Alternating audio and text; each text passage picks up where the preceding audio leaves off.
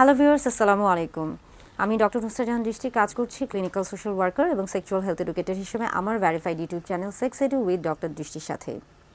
কিছুদিন আগে দুবাইয়ে অনুষ্ঠিত হলো ২৪তম যৌন স্বাস্থ্য সম্পর্কিত যে ওষুধগুলো রয়েছে সেটার বিশ্বসভা, এবং সেই সভাতে আমার সৌভাগ্য হয়েছিল অংশগ্রহণ করার। বর্তমানে দেখা যাচ্ছে যে বেশ কিছু নতুন তথ্য এসেছে। কিছুদিন আগেও পেনিস বা পুরুষ লিঙ্গ নিয়ে আমরা বেশ কিছু বার্তা দেওয়ার চেষ্টা করেছি। পুরুষদের পেনিস নিয়ে অনেকেরই অনেক রকমের প্রশ্ন থাকে, এবং বিশেষ করে আমরা যদি পুরুষ লিঙ্গের বিষয়ে আসি, সেই ক্ষেত্রে কিন্তু সবচেয়ে যে পরিচিত যে প্রশ্ন বা সবচেয়ে পরিচিত যে জিনিসটা সবাই জানতে চায় বা সবার মধ্যে একটা আগ্রহ কাজ করে, সেটা হচ্ছে যে পেনিসের সাইজ এবং পেনিসের শেপ।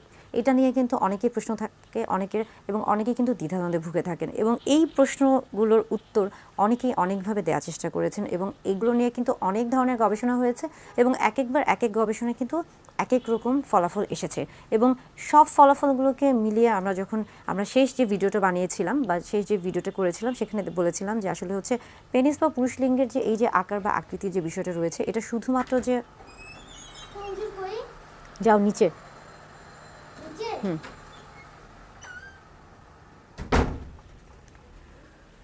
আমরা বলে থাকি যে পুরুষ লিঙ্গ বা পেনিসের এই যে আকার বা আকৃতি নিয়ে এত প্রশ্ন বা এত দ্বিধাদ্বন্দ্ব বা এত সমালোচনা আলোচনা কেন, বা এটার আসলে প্রভাবটা কি, ভূমিকাটা কি একজন মানুষের জীবনে।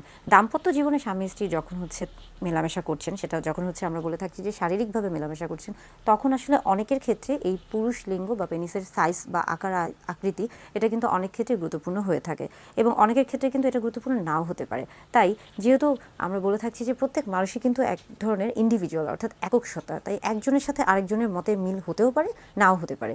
তবে নতুন একটি গবেষণা এসেছে, এবং এই গবেষণা দেখা গেছে, বলা হয়েছে যে প্রায় ৬০ জন স্ত্রী অর্থাৎ নারীদেরকে বেশ কিছু প্রশ্ন দেওয়া হয়েছিল, এবং তাদের মধ্য থেকে যে প্রশ্নগুলো করা হয়েছিল সেই প্রশ্নগুলো আপনাদের সাথে শেয়ার করছি। একটি প্রশ্ন ছিল যে আসলে তিনি কেমন পেনিস পছন্দ করেন, বড় নাকি ছোট।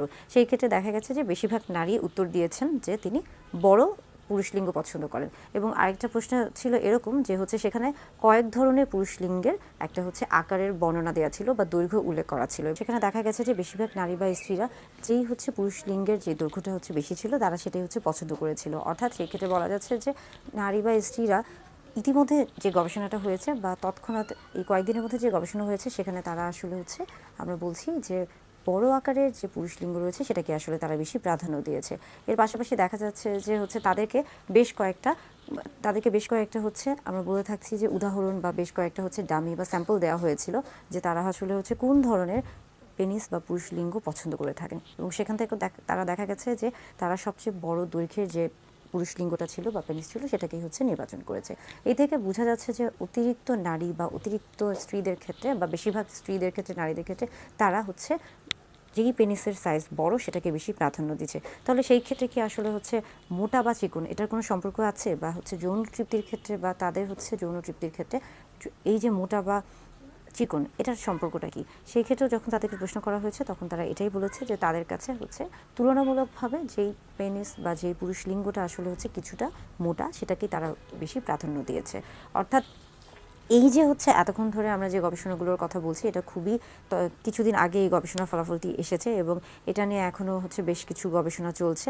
তবে আমার কাছে মনে হয়েছে যে আসলে পুরুষ লিঙ্গ বা আমরা বলছি যে পেনিসের যে সাইজ অ্যান্ড শেপের যে ব্যাপারটা, এটা আসলে একান্তই আপনার এবং আপনার সঙ্গী অর্থাৎ স্বামী স্ত্রীর দুজনের মধ্যে সম্পর্ক। আপনাদের যদি পারস্পরিক সমঝোতা ভালো থাকে বা আপনাদের যদি আত্মিক সম্পর্কটা ভালো থাকে, সেই ক্ষেত্রে আসলে এই বিষয়গুলো খুব বেশি প্রভাব ফেলার কথা না। হ্যাঁ, অনেক সময় প্রভাব ফেলতে পারে যদি আপনাদের দেখা যাচ্ছে আপনাদের নিজেদের মধ্যে তেমন কোনো একটা খুব একটা ভালো দৃঢ় একটা বন্ধুত্বপূর্ণ সম্পর্ক নেই, সেই ক্ষেত্রে দেখা যাচ্ছে যে অনেক ধরনের সমস্যা হতে পারে। অনেকেই জানতে চান যে আসলে তিনি পুরুষ লিঙ্গের পরিমাপটা কিভাবে বুঝতে পারবেন, বা তার পুরুষ লিঙ্গ কতটুকু, এই দৈর্ঘ্য এবং প্রস্থটা তিনি কিভাবে বুঝতে পারবেন।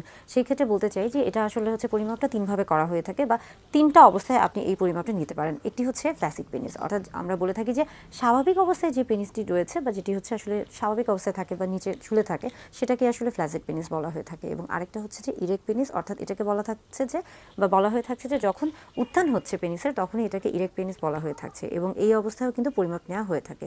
এবং আরেকটা হচ্ছে যে SPL, এটাকে বলা হচ্ছে যে স্ট্রেচ পিনাইল লেন্থ, অর্থাৎ যখন আপনার ধরুন যে এই ক্ষেত্রে হচ্ছে আপনার পেনিসটা এখানে হচ্ছে আমরা বলে থাকি যে এভাবে ফ্ল্যাসিড অবস্থায় আছে, ঝুলে আছে, এবং সেটাকে আপনি হচ্ছে টেনে সোজা করছেন বা একটু হচ্ছে এই যে চামড়াগুলো রয়েছে এটাকে একটু পিছনের দিকে টানছেন বা স্ট্রেচ করছেন, সেটাকে আসলে SPL বলা হয়ে থাকে। এবং এই ক্ষেত্রে অর্থাৎ ফ্ল্যাসিড বা আমরা ইরেক্ট বা SPL সব ক্ষেত্রে কিন্তু পিউবিক যে বোনসটা রয়েছে, অর্থাৎ এখানে যে পিউবিক বোনসটা শক্ত অনেকটা, যদি আমরা এটাকে পেনিস মনে করে থাকি, সেই ক্ষেত্রে এখানে যে শক্ত যে হাঁটিটা রয়েছে পিউবিক বোনস, সেটা থেকেই কিন্তু আসলে হচ্ছে আপনাকে মাপটা নেওয়া শুরু করতে হবে। এবং এটা কিন্তু টিপ অফ দ্য পেনিস, অর্থাৎ এই যে যেই রাস্তা থেকে প্রস্রাব করা হয়ে থাকে বা হচ্ছে এই টিপ অফ পেনিসের এই পর্যন্ত হচ্ছে পুরো মাপটা নেওয়া হয়ে থাকে, এবং এটাকেই কিন্তু আসলে হচ্ছে লেন্থ বলা হয়ে থাকছে। এটাকে আমরা বলে থাকছি যে হচ্ছে পিনাইল লেন্থ। এবং আরেকটা হচ্ছে যে পিনাইল গার্ড, যেটাকে আমরা প্রস্তুতের কথা বলে থাকছি, এবং সেটা আসলে মূলত আমরা পিউবিক বোনসের এখান থেকে শুরু করছি এবং এটাকে আমরা ঘুরিয়ে ঘুরিয়ে আসলে হচ্ছে পরিমাপটা নিয়ে থাকি। এবং দেখা যায় যে এটা হচ্ছে স্বাভাবিকভাবে বা এশিয়া মহাদেশের ক্ষেত্রে এই যে পরিমাপটা, এটা মূলত 3 থেকে 4 ইঞ্চি দৈর্ঘ্যটা হয়ে থাকে এবং হচ্ছে প্রস্থটা অনেকের ক্ষেত্রে 2 ইঞ্চির মতো হয়ে থাকে। অনেকের ক্ষেত্রে এর চেয়ে কম হতে পারে, এর চেয়ে বেশিও হতে পারে, তবে এটা হচ্ছে আমরা বলে থাকছি যে গড়ে। এছাড়া আমরা যদি হচ্ছে পুরো বিশ্বের সবার ক্ষেত্রে আসি, যে অর্থাৎ হচ্ছে পুরুষদের ক্ষেত্রে স্বাভাবিক হচ্ছে পেনিসের দৈর্ঘ্য বা প্রস্থ কত, সেই ক্ষেত্রে কিন্তু অনেক রকমের পরিবর্তন আসতে পারে। কেননা এই জিনিসগুলো আসলে নির্ভর করছে একজন পুরুষের হচ্ছে বয়সের উপরে, তার বংশগত, আমরা বলে থাকি যে তার জেনেটিক যে বিষয়গুলো রয়েছে সেটার উপরে, এছাড়া তার ভৌগোলিক যে অবস্থান রয়েছে, এছাড়া সে কী ধরনের খাদ্য গ্রহণ করছে পুষ্টির উপর, এবং পাশাপাশি আমরা বলে থাকছি যে তার স্বাস্থ্যগত যে অবস্থা, অর্থাৎ তার শারীরিক কোনো সমস্যা আছে কিনা বা সে এমন কোনো শারীরিক সমস্যা ভুগছে কিনা যে যেটার কারণে তাকে বিভিন্ন রকমের ওষুধ নিতে হচ্ছে এবং সেটার হয়তো বা কোনো ধরনের পার্শ্ব প্রতিক্রিয়া তার প্রতি হতে পারে। এই প্রত্যেকটা বিষয়ে আসলে হচ্ছে একজন পুরুষের পুরুষলিঙ্গ বা পেনিসের আমরা বলছি যে দৈর্ঘ্য এবং প্রস্থ সব কিছু কিন্তু এই বিষয়গুলোর উপর নির্ভর করছে। তবে আপনার পুরুষ লিঙ্গ বা আপনার পেনিসের সাইজ যেটাই হয়ে থাকুক না কেন, সবসময় হচ্ছে আত্মবিশ্বাসটা রাখবেন, নিজেদের মধ্যে সবসময় হচ্ছে কনফিডেন্টটা বজায় রাখবেন, তাহলে আসলে খুব একটা সমস্যা হওয়ার কথা না। সেই ক্ষেত্রে আপনার যৌন জীবনও ভালো থাকবে এবং হচ্ছে আপনি এবং আপনার স্ত্রী, অর্থাৎ স্বামী স্ত্রী দুজনে একটা দাম্পত্য জীবন খুব ভালোভাবে কাটাতে পারবেন।